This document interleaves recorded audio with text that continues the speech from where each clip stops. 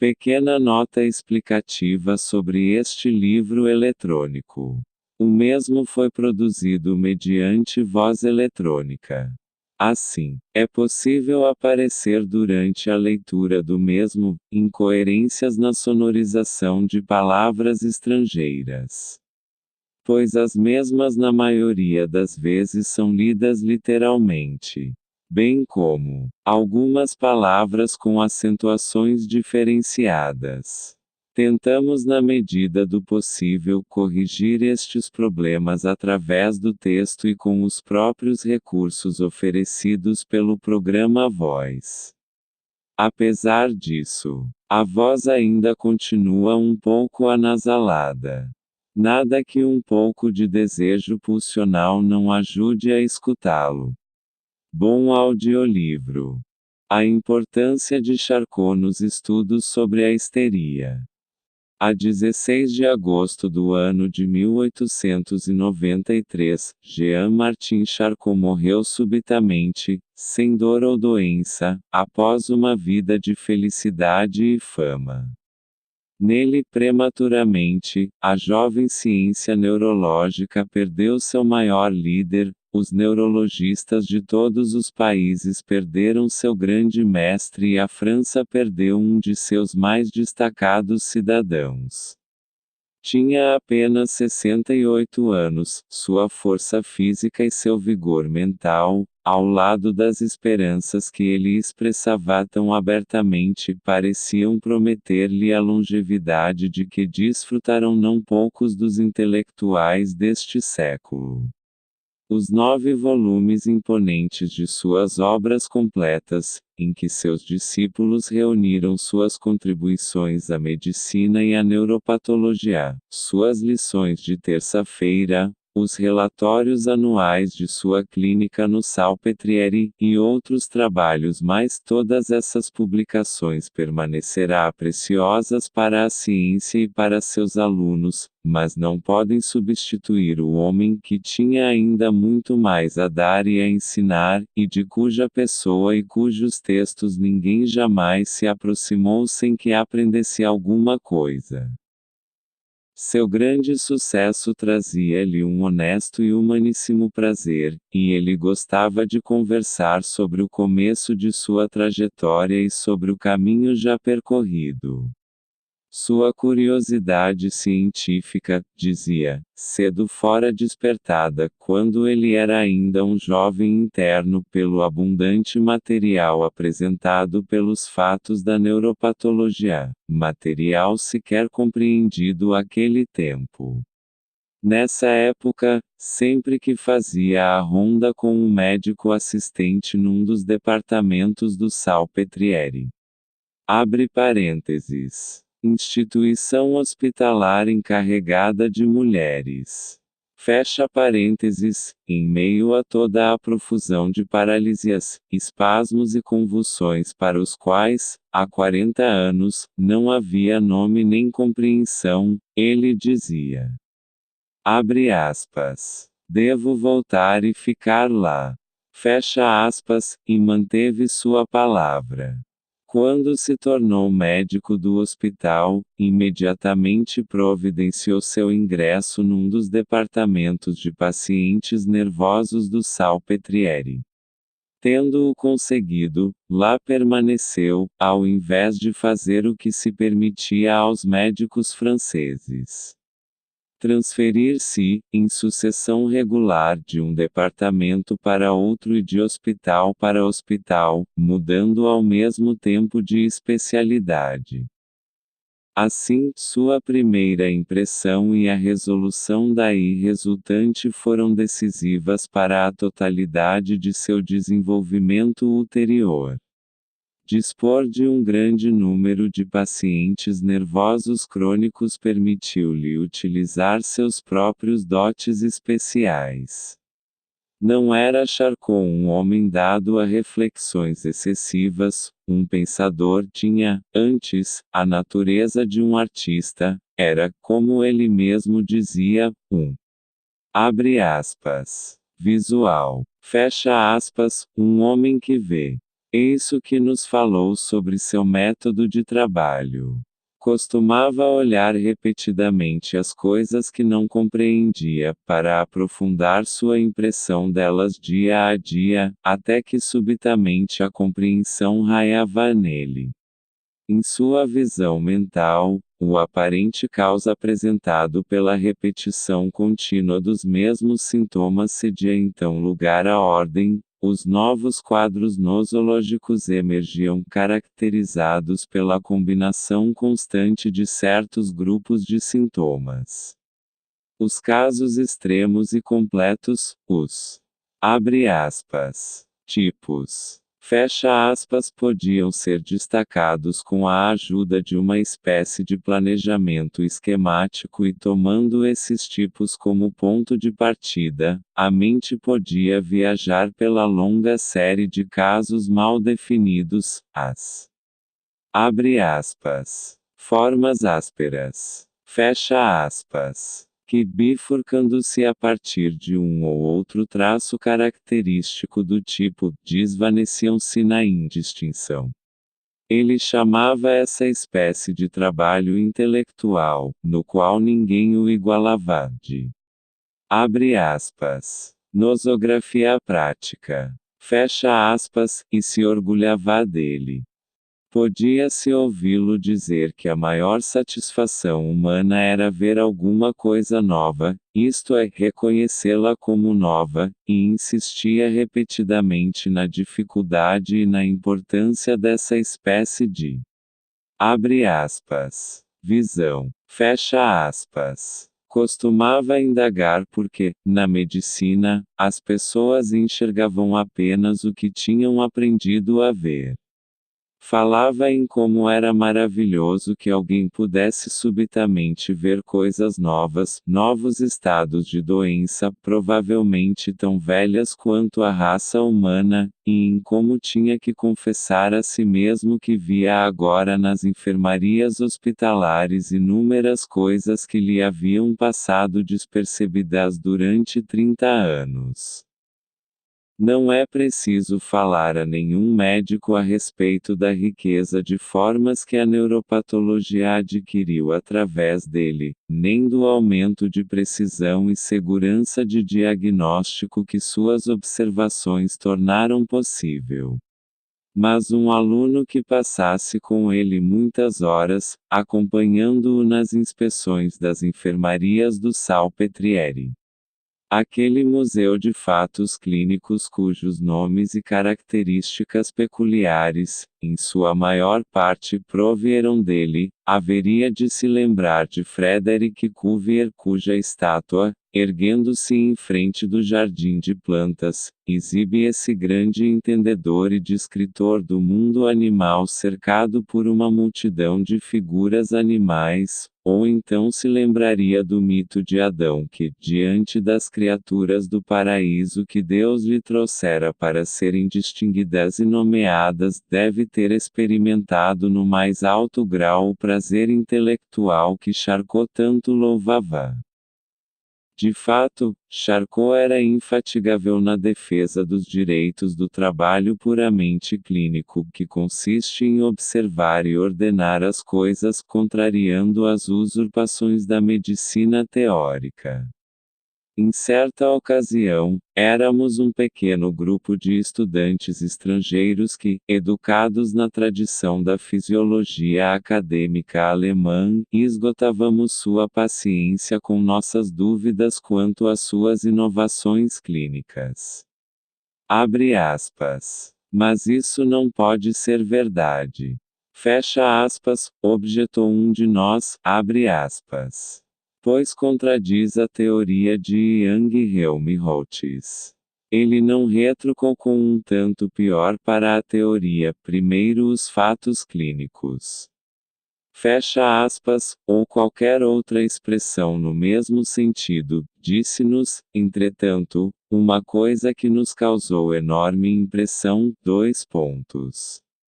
Abre aspas. A teoria é boa, mas isso não impede que exista.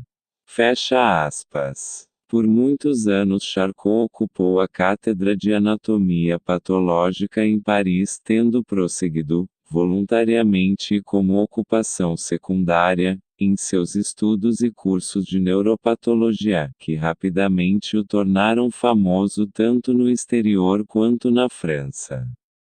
Foi um acaso fortuito para a neuropatologia que o mesmo homem pudesse encarregar-se do desempenho de duas funções. Por um lado, criou a descrição nosológica através da observação clínica e por outro, demonstrou que as mesmas mudanças anatômicas subjaziam à doença, quer esta aparecesse como típica, quer como forma bruta.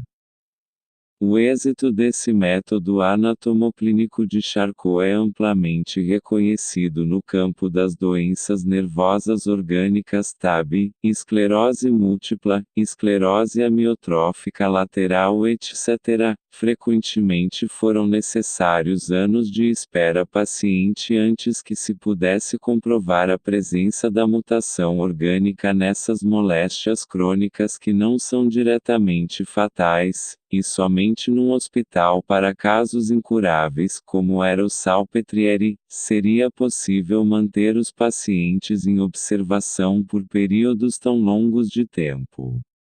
Charcot fez a primeira demonstração desse gênero antes de se encarregar de um departamento. Quando era ainda estudante, aconteceu-lhe contratar uma criada que sofria de um tremor singular e não conseguia arranjar colocação devido à sua falta de jeito. Charcot reconheceu em seu estado uma paralisia cerebral coreiforme. Abre parênteses. Caracteriza-se por movimentos despropositados contínuos dos punhos, dedos, pés e tornozelos dos pacientes. Fecha parênteses, enfermidade que já fora descrita por Duchanin, mas cujo fundamento era desconhecido. Charcot conservou essa curiosa criada, embora ela lhe custasse, no correr dos anos, uma pequena fortuna em pratos e travessas. Quando ela finalmente faleceu, ele estava em condições de demonstrar, a partir desse caso, que a paralisia cerebral coreiforme era a expressão clínica da esclerose cerebro-espinhal múltipla. A anatomia patológica deve servir à neuropatologia de duas maneiras.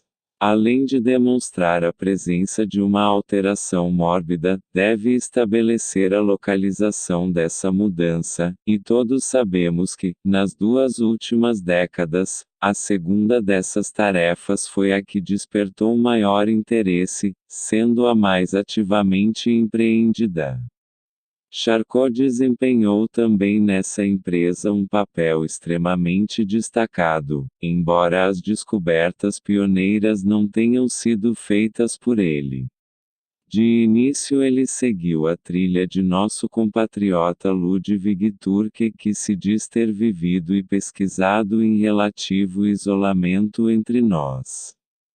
Quando emergiram as duas grandes inovações, as experiências de estimulação de Gustav Fritsch e Eduard Ritz e as descobertas de Paul Flechsig sobre o desenvolvimento da medula espinhal que anunciaram uma nova época no nosso conhecimento da abre aspas, localização das doenças nervosas. Fecha aspas, as aulas de Charcot sobre esse assunto desempenharam um maior e mais importante papel na aproximação entre as novas teorias e o trabalho clínico, tornando-as frutíferas para este.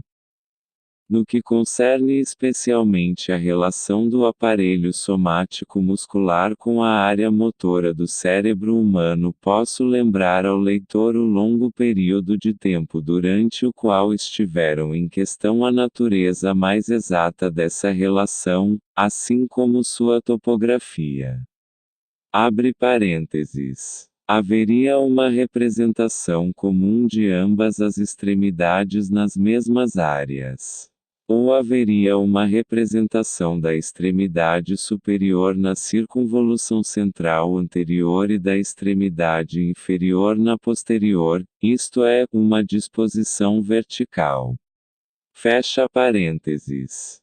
Afinal, as contínuas observações clínicas e as experiências com estimulação e extirpação em pacientes vivos durante operações cirúrgicas decidiram a questão em favor da concepção de Charcot e Albert Pitre, segundo a qual o terço médio das circunvoluções centrais serve principalmente à representação do braço, enquanto o terço superior e a porção medial servem à da perna, ou seja, a disposição da área motora é horizontal. Uma enumeração das contribuições isoladas de Charcot não nos capacitaria a demonstrar sua importância para a neuropatologia, pois durante as 2 últimas décadas não houve tema qualquer que fosse sua importância, em cuja formulação e discussão a escola do Salpetriere não tivesse uma significativa participação, e a abre aspas. Escola do Salpetriere. Fecha aspas. Era, naturalmente, o próprio Charcot que, com a riqueza de sua experiência, a transparente clareza de suas exposições e a plasticidade de suas descrições, era facilmente reconhecível em todas as publicações da escola. Do círculo de jovens que ele assim reuniu a seu redor e transformou em participantes de suas pesquisas, alguns acabaram adquirindo uma consciência da própria individualidade e conseguiram uma reputação brilhante. Vez por outra, acontecia mesmo a um deles apresentar ao mestre uma asserção que parecia a este mais engenhosa que correta. Ele então retorquia com grande sarcasmo em suas conversas e preleções, mas sem causar nenhum prejuízo à relação afetuosa que mantinha com o aluno. De fato, Charcot deixa atrás de si uma legião de discípulos cuja qualidade intelectual e cujas realizações constituem, até agora, uma garantia de que o estudo e a prática da neuropatologia em Paris tão cedo não desceram do alto nível a que Charcot os conduziu. Em Viena temos tido frequentes oportunidades de reconhecer que o valor intelectual de um professor não se combina necessariamente com a influência pessoal direta que ele possa exercer sobre os mais jovens, levando à criação de uma grande e importante escola. Se Charcot foi muito mais afortunado a este respeito, devemos atribuir isso às qualidades pessoais do homem, à magia que emanava de sua aparência e de sua voz, a cordial franqueza que caracterizava seu trato social tão logo suas relações com alguém transpunham a etapa de constrangimento inicial, a boa vontade com que punha tudo à disposição de seus discípulos e a sua perene lealdade para com eles. As horas que passava em suas enfermarias eram horas de companheirismo e de troca de ideias com a totalidade de sua equipe médica. Lá, nunca se isolava dela. O mais jovem dos médicos recém-graduados percorrendo as enfermarias tinha a oportunidade de observá-lo em seu trabalho e podia interrompê-lo, e a mesma liberdade era desfrutada pelos estudantes estrangeiros que, nos últimos anos, nunca estavam ausentes de suas rondas hospitalares. E por fim, nas noites em que Madame Charcot, auxiliada por uma filha altamente dotada e cada vez mais parecida com o pai, recebia uma seleta sociedade, os convidados encontravam os discípulos e assistentes médicos, sempre presentes como parte da família. Em 1882 ou 1883, as circunstâncias da vida e do trabalho de Charcot assumiram sua forma final. As pessoas haviam se apercebido de que as atividades desse homem faziam parte do patrimônio da Abre aspas. Glória nacional. Fecha aspas que, após a lastimável guerra de 1870 a 1871, era ainda mais zelosamente guardado. O governo, à frente do qual se achava Leon Gambetta, um velho amigo de Charcot, criou para ele uma cátedra de neuropatologia na Faculdade de Medicina. Abre parênteses. Para que ele pudesse abandonar a cátedra de anatomia patológica. Fecha parênteses. E também uma clínica, com departamentos científicos auxiliares, no Salpêtrière. Os serviços de Martin Charcot agora incluíam, além das antigas enfermarias para enfermas crônicas, vários consultórios clínicos onde também eram recebidos pacientes masculinos, um amplo ambulatório para pacientes externos, um laboratório histológico, um museu, um departamento eletroterapêutico, um departamento de olhos e ouvidos e um estúdio fotográfico especial. Todas essas coisas eram múltiplas maneiras de manter os antigos discípulos e assistentes permanentemente ligados à clínica, em postos seguros. Os edifícios de 2 andares, com sua aparência desgastada pelo tempo e seus pátios internos, lembravam vivamente ao estrangeiro nosso hospital geral, mas sem dúvida a semelhança não ia além disso. Abre aspas. Aqui pode não ser bonito. Fecha aspas, dizia Charcot ao mostrar seus domínios a um visitante, mas há espaço para fazer tudo o que se quiser. Charcot estava bem no auge de sua vida quando essas inúmeras facilidades para o ensino e a pesquisa foram postas à sua disposição. Era um trabalhador infatigável e, creio eu, sempre o mais ocupado de todo o instituto. Suas consultas particulares, às quais ocorriam pacientes. Abre aspas. De Samarcândia e das Antilhas. Fecha aspas, não conseguiam afastá-lo de suas atividades de ensino ou de suas pesquisas.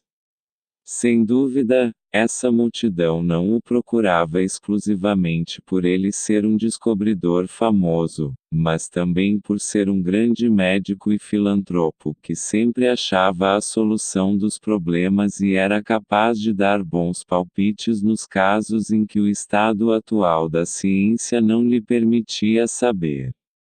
Frequentemente o censuraram por seu método terapêutico que, com sua multiplicidade de receitas, não podia deixar de ofender as consciências racionalistas. Mas ele estava apenas dando continuidade aos procedimentos correntes naquela época e lugar, sem se iludir muito quanto à sua eficácia. Contudo, não era pessimista em suas expectativas terapêuticas, e repetidamente se mostrava pronto a experimentar novos métodos de tratamento em sua clínica. Os êxitos pouco duradouros destes teriam explicação em outro lugar. Como professor, Charcot era positivamente fascinante. Cada uma de suas aulas era uma pequena obra de arte em construção e composição, era perfeita na forma e tão marcante que pelo resto do dia, não conseguíamos expulsar de nossos ouvidos o som de suas palavras nem de nossas mentes a ideia que ele demonstrará. Raras vezes fazia demonstrações com pacientes isolados, antes, expunha uma série de casos similares ou contrastantes e comparava-os entre si. Na sala em que dava suas aulas havia um quadro do cidadão Pinel removendo as correntes dos pobres loucos do Salpêtrière. O Salpêtrière, que testemunhará tantos horrores durante a Revolução, foi também cenário da mais humana de todas as revoluções. Nessas aulas, o próprio mestre Charcot causava uma curiosa impressão. Ele que noutras ocasiões borbulhava de vivacidade e bom humor, e que tinha sempre uma brincadeira nos lábios, parecia então sério e solene com seu pequeno chapéu quadrangular de veludo verde. De fato, chegava mesmo a parecer mais velho. Sua voz soava abrandada. Quase conseguíamos compreender porque os estranhos mal-intencionados criticavam toda a exposição como sendo teatral. Os que assim falavam estavam sem dúvida acostumados à natureza amorfa das conferências clínicas alemãs, ou então se esqueciam de que Charcot dava apenas uma aula por semana e portanto podia prepará-la cuidadosamente. Nessa exposição formal, em que tudo estava preparado e todas as coisas tinham que ter seu lugar, Charcot indubitavelmente seguia uma tradição profundamente enraizada, mas sentia também necessidade de apresentar à sua audiência um quadro menos esmerado de suas atividades. Esse propósito era cumprido por sua clínica de pacientes externos, da qual se encarregava pessoalmente nas chamadas. Abre aspas. As lições de terça-feira. Fecha aspas. Ali levantará casos que lhe eram completamente desconhecidos, expunha-se a todas as casualidades de um exame, a todos os erros de uma primeira investigação, ocasionalmente punha de lado sua autoridade e admitia, num caso que não conseguia chegar a qualquer diagnóstico, e noutro que fora enganado pelas aparências, e nunca parecia maior a sua audiência do que nos momentos em que, fornecendo o mais detalhado relato de seus processos de pensamento e mostrando a máxima franqueza sobre suas dúvidas e hesitações, procurava estreitar dessa forma a distância entre professor e aluno. A publicação dessas aulas improvisadas, dadas nos anos de 1887 e 1888, primeiro em francês e agora também em alemão, ampliou também imensuravelmente o círculo de seus admiradores. Nunca antes um trabalho de neuropatologia alcançou tanto sucesso quanto esse junto ao público médico. Mais ou menos na época em que a clínica foi fundada e em que Charcot abandonou a cátedra de anatomia patológica, houve uma mudança no sentido das investigações científicas dele, fato ao qual devemos o melhor de seu trabalho. Ele declarou que a teoria das doenças nervosas orgânicas estava então bastante completa e começou a voltar sua atenção quase exclusivamente para a histeria, que assim se tornou de imediato o foco do interesse geral. Esta, a mais enigmática de todas as doenças nervosas para cuja avaliação a medicina ainda não achará nenhum ângulo de enfoque aproveitável, acabara então de cair no mais completo descrédito, e esse descrédito se estendia não só aos pacientes, mas também aos médicos que se interessassem pela neurose. Sustentava-se que na histeria qualquer coisa era possível e não se dava crédito aos histéricos em relação a nada. A primeira coisa feita pelo trabalho de Charcot foi a restauração da dignidade desse tópico. Pouco a pouco, as pessoas abandonaram o sorriso desdenhoso com que uma paciente podia ter certeza de ser recebida naquele tempo. Ela não era mais necessariamente uma simuladora de doença, pois Charcot jogará todo o peso de sua autoridade em favor da autenticidade e objetividade dos fenômenos histéricos. Charcot repetirá, em menor escala, o ato de libertação em cuja memória o retrato de Pinel pendia da parede da sala de conferências do Salpêtrière. Uma vez abandonado o temor cego de ser feito de tolo por algum infortunado paciente. Abre parênteses. Medo que até então bloqueara o caminho de um estudo sério da neurose. Fecha parênteses. Podia-se levantar a questão de qual método de abordagem levaria mais rapidamente à solução do problema. Um observador sem nenhum preconceito poderia chegar a esta conclusão: se encontro alguém num estado tal que manifesta todos os sintomas de um afeto doloroso, chorando, gritando e se enfurecendo, parece provável a conclusão de que está acontecendo nele um processo mental cuja expressão apropriada são estes fenômenos físicos.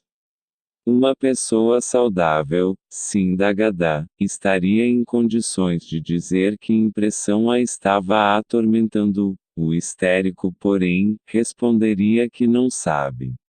Logo surgiria o problema de saber como é que um paciente histérico é dominado por um afeto em relação a cuja causa afirma nada saber.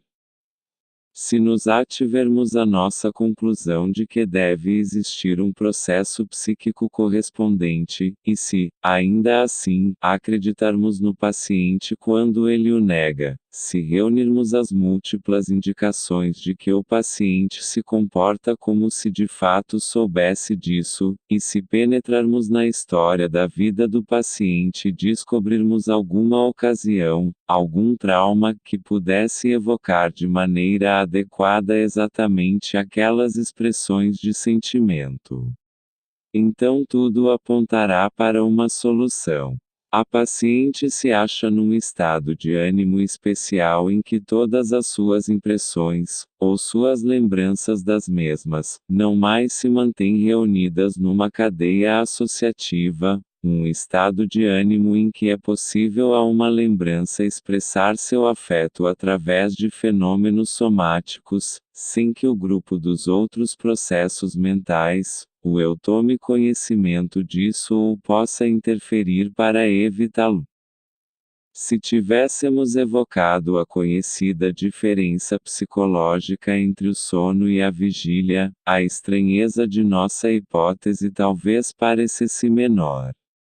Ninguém deve objetar que a teoria de uma cisão, abre parênteses, spleen, fecha parênteses, da consciência como solução para o enigma da histeria seja demasiado remota para impressionar um observador destreinado e imparcial, pois, na realidade, ao declarar a possessão demoníaca como causa dos fenômenos histéricos, a Idade Média escolheu essa solução. Seria apenas uma questão de trocar a terminologia religiosa daquela era obscurantista e supersticiosa pela linguagem científica de nossos dias. Charcot, entretanto, não seguiu esse caminho para uma explicação da histeria, embora se valesse copiosamente dos relatos remanescentes de julgamentos de bruxas e de casos de possessão, a fim de mostrar que as manifestações da neurose naquela época eram idênticas às de hoje. Charcot tratou a histeria como sendo apenas mais um tópico da neuropatologia, forneceu uma descrição completa de seus fenômenos, demonstrou que estes tinham suas próprias leis e regularidades, e mostrou como reconhecer os sintomas que possibilitam a feitura de um diagnóstico de histeria. As mais trabalhosas investigações, iniciadas por ele mesmo e por seus discípulos, estenderam-se aos distúrbios histéricos da sensibilidade da pele e dos tecidos mais profundos, ao comportamento dos órgãos dos sentidos e às peculiaridades das contraturas e paralisias histéricas, dos distúrbios tróficos e das alterações do metabolismo. Descreveram-se as muitas formas diferentes do ataque histérico e delineou-se um plano esquemático, retratando a configuração típica do abre aspas, grande ataque histérico, fecha aspas, ou a grande histeria, sucedendo-se em 4 estágios, o que permitiu rastrear os abre aspas, Ataques menores. Fecha aspas. Comumente observados como a pequena histeria, até essa mesma configuração típica. Estudaram-se também a localização e a frequência da ocorrência das chamadas. Abre aspas. Zonas histerogênicas. Fecha aspas, e a relação destas com os ataques, e assim por diante. Uma vez que se chegou a todas essas informações sobre as manifestações da histeria, fez-se uma quantidade de descobertas surpreendentes. Descobriu-se que a histeria nos homens, especialmente nos da classe trabalhadora, era muito mais frequente do que se esperava. Demonstrou-se convincentemente que certos estados atribuídos à intoxicação alcoólica ou ao envenenamento por chumbo eram de natureza histérica. Foi possível incluir na histeria um conjunto de afecções até então não compreendidas nem classificadas, e nos casos em que a neurose se juntará a outros distúrbios de modo a formar quadros complexos, foi possível distinguir o papel desempenhado pela histeria. As investigações de maior alcance foram aquelas votadas às doenças nervosas decorrentes de traumas graves.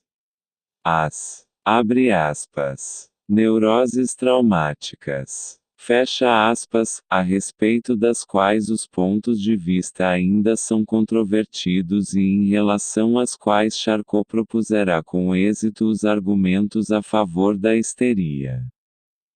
Depois que as últimas extensões do conceito de histeria levaram com tanta frequência a uma rejeição do diagnóstico etiológico, tornou-se necessário esmiuçar a etiologia da própria histeria. Charcot propôs uma fórmula simples para esta. Devia-se considerar a hereditariedade como causa única. Consequentemente, a histeria seria uma forma de degeneração, um membro da abre aspas, família neuropática. Fecha aspas. Todos os outros fatores etiológicos desempenhariam o papel de causas circunstanciais de abre aspas, agentes provocadores. Fecha aspas. Naturalmente, a construção desse grande edifício não foi alcançada sem oposição violenta.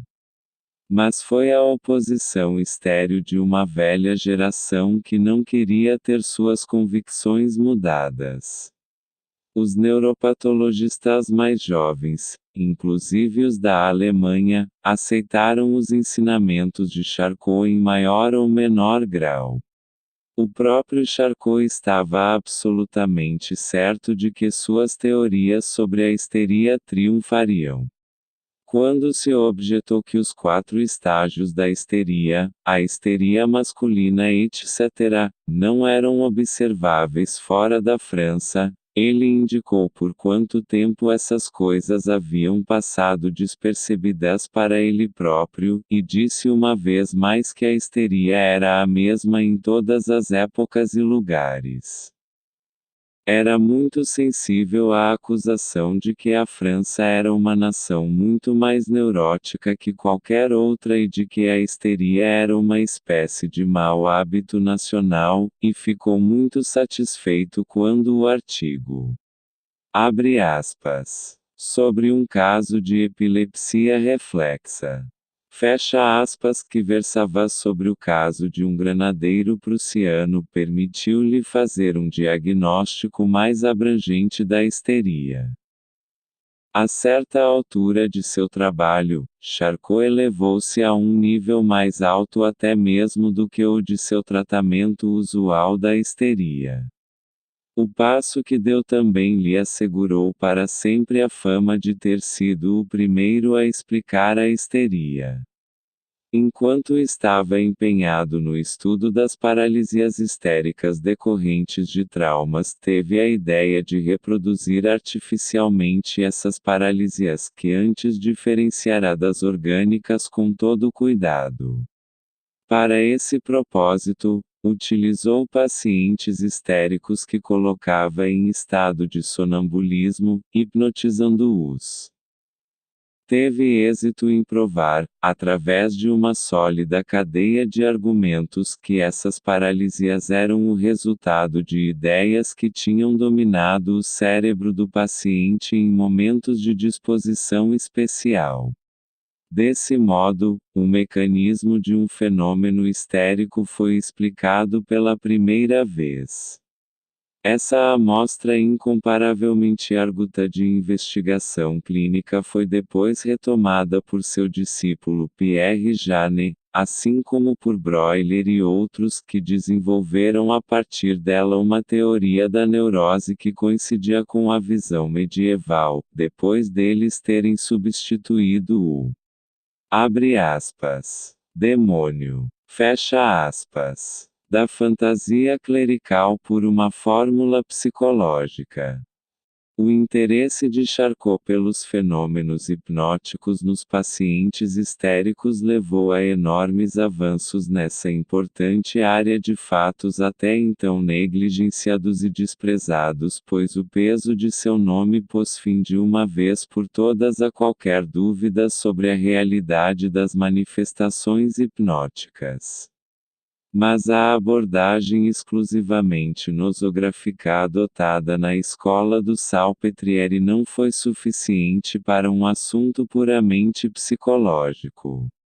A limitação do estudo da hipnose aos pacientes histéricos, a diferenciação entre grande e pequeno hipnotismo, a hipótese sobre os 3 estágios da abre aspas, grande hipnose, fecha aspas, e a caracterização desses estágios por fenômenos somáticos. Tudo isso declinou no conceito dos contemporâneos de Charcot quando Bernheim, discípulo de Libo, passou a elaborar a teoria do hipnotismo a partir de fundamentos psicológicos mais abrangentes e a fazer da sugestão o ponto central da hipnose.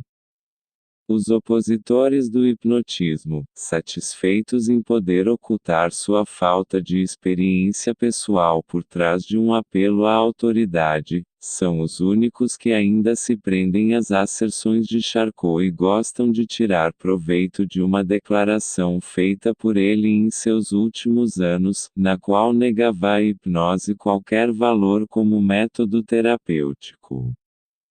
Além disso, as teorias etiológicas sustentadas por Charcot em sua doutrina da abre aspas, família neuropática, fecha aspas, base de todo o seu conceito dos distúrbios nervosos, requererá brevemente, sem dúvida, um minucioso exame e algumas retificações. A tal ponto Charcot superestimou a hereditariedade como agente causativo que não deixou espaço algum para a aquisição da doença nervosa. A sífilis conferiu apenas um modesto lugar entre os abre aspas, agentes provocadores. Fecha aspas, tampouco fez uma distinção suficientemente clara entre as afecções nervosas orgânicas e as neuroses, tanto no que toca à sua etiologia como no que toca a outros aspectos. É inevitável que o avanço da ciência, na medida em que aumenta nosso conhecimento, deva ao mesmo tempo reduzir o valor de inúmeras coisas que Charcot nos ensinou, mas nem os tempos mutáveis nem as concepções mutáveis podem diminuir a reputação do homem que, na França e em toda parte, estamos hoje pranteando. Viena, agosto de 1893. Fim do artigo.